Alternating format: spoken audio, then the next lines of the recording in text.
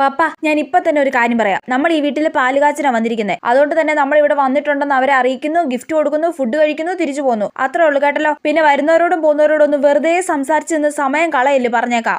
ഇല്ല ഇല്ല. എന്തൊക്കെയുണ്ട്, സുഖല്ലേ? സുഖം. എത്ര നാളായി കണ്ടിട്ട് മോളെ, സുഖല്ലേ? അതെ അങ്കിളെ. ഇനി അങ്കിളിനോടൊപ്പം സംസാരിച്ചോണ്ടിരുന്ന സമയം കളയാ, ഉറപ്പാ. നിങ്ങളുടെ ഇവിടെ സ്ഥാനാർത്ഥിയായിട്ട് നിന്നത് ആരൊക്കെയായിരുന്നു?